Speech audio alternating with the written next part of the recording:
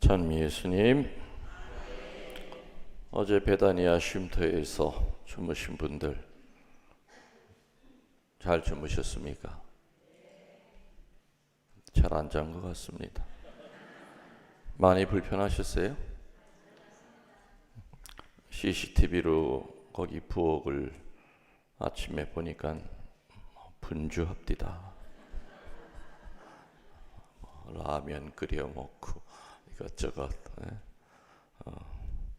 근데 어떤 분은 거기서 양치질을 하는 분도 계시던데 왜 거기서 양치질을 할까? 화장실에 그래도 뭐 다 있는데. 그래서 앞으로는 주방에서는 양치질을 안 하셨으면 좋겠습니다.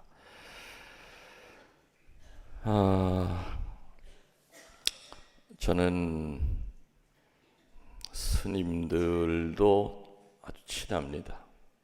또 목사님들도 또 친한 목사님들이 많습니다.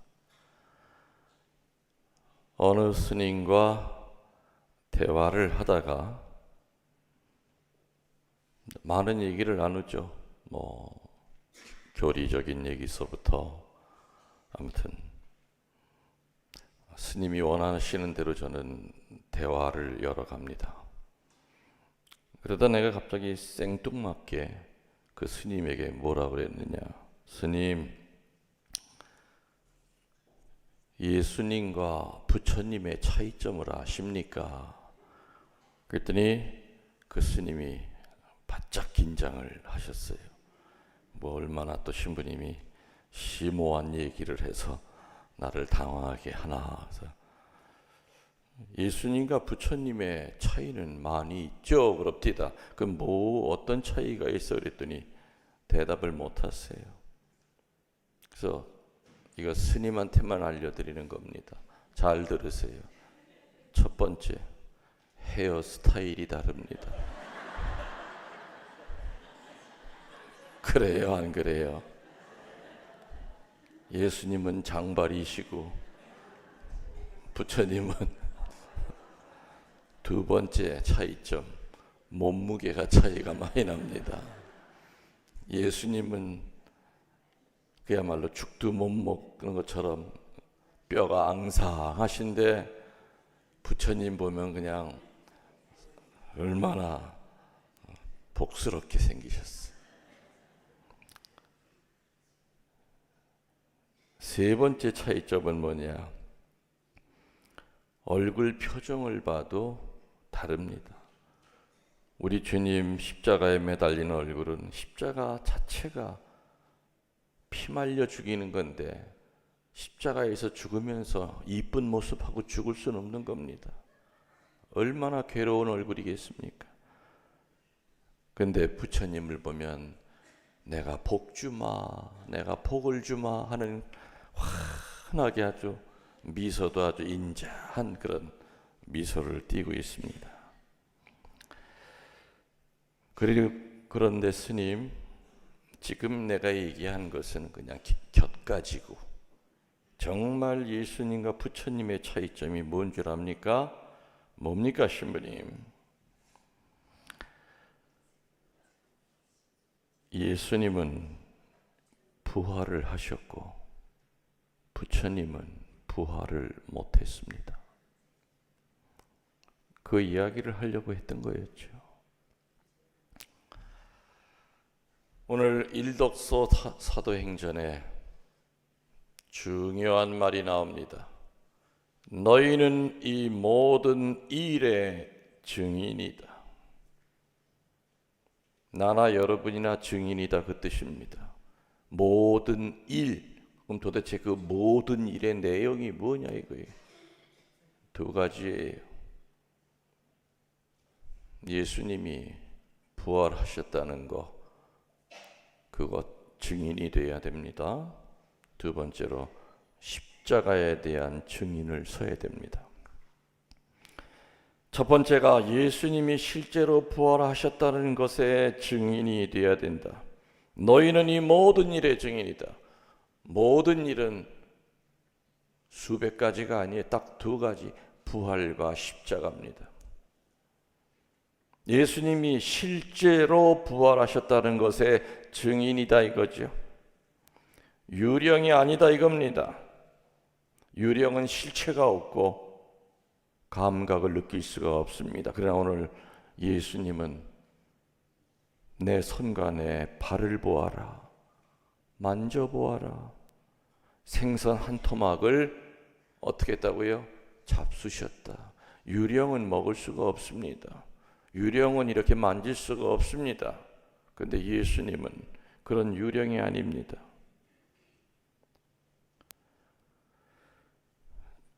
죽었다가 다시 살아나는 것에 대한 단어가 크게 세 가지가 있습니다. 첫 번째는 소생이라고 하는 단어가 있고, 두 번째는 환생이라고 하는 단어가 있고, 세 번째는 부활이라고 하는 단어가 있습니다.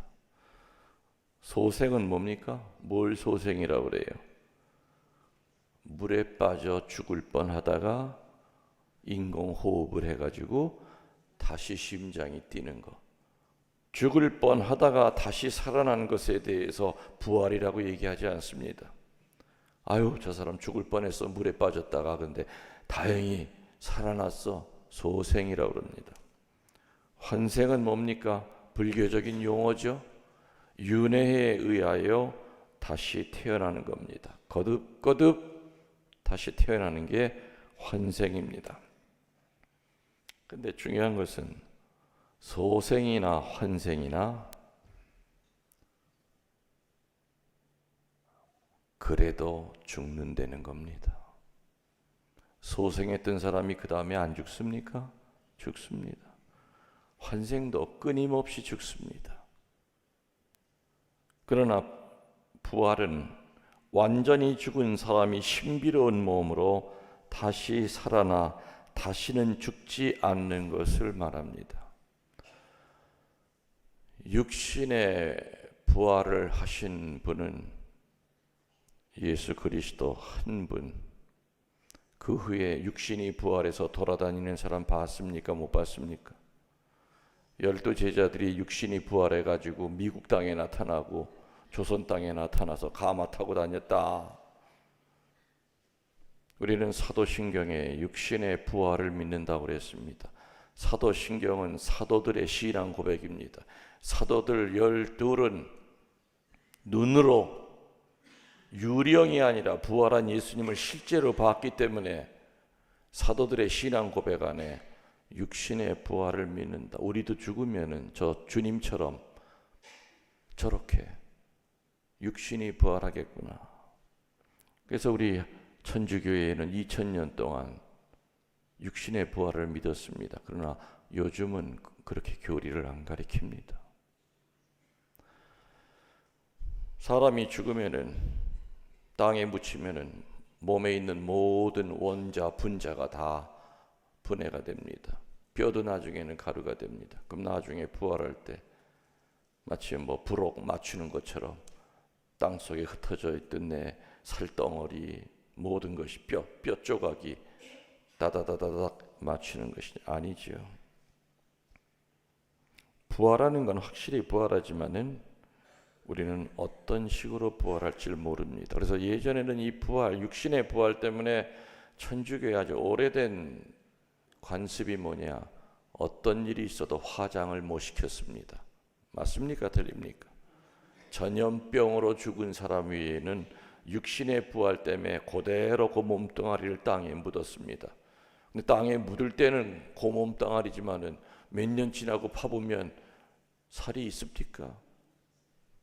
뼈밖에 안 남습니다. 그래서 지금은 육신의 부활이라고 하는 개념을 살아있을 때 이렇게 만질 수 있는 이런 것이 아니라 하느님은 알아서 하느님스럽게 우리를 부활시켜 주실 것이다.